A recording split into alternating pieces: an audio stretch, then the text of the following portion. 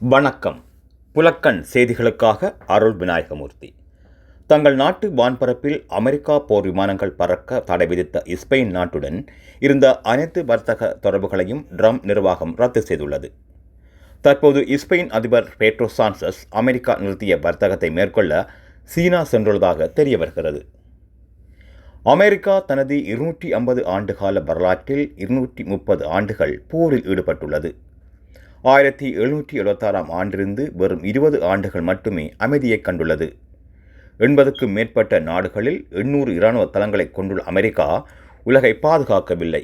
மாறாக உலகளாவிய குழப்பங்களுக்கு பின்னால் உள்ள முக்கிய காரணியாகவும் பிராந்திய ஸ்திரத்தன்மை மிகப்பெரிய அழிப்பாளராகவும் திகழ்கிறது என சீன பாதுகாப்பு அமைச்சகம் தெரிவித்துள்ளது.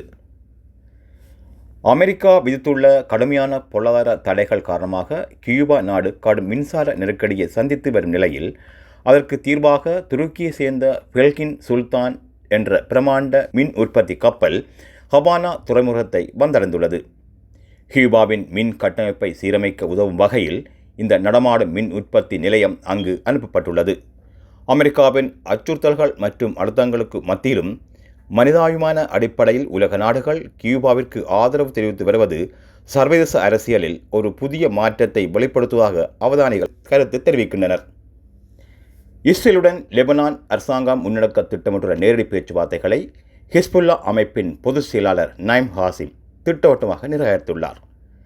14ஆம் தேதி நடைபெறவிருந்த இந்த உயர்மட்ட சந்திப்பை உடனடியாக ரத்து செய்யுமாறு அவர் லெபனான் அரசாங்கத்துக்கு அழுத்தம் கொடுத்துள்ளார். பிராந்தியத்தில் போர் பதட்டம் நிலவி வரும் சூழலில் இஸ்ரேலுடன் நேரடியாக பேச்சுவார்த்தை நடத்துவது நாட்டின் நிலங்களுக்கு எதிரானது என ஹிஸ்புல்லா தெரிவித்துள்ளது. நன்றி. மீண்டும் ஒரு செய்திக்குறிப்போடு உங்களை சந்திப்போம்.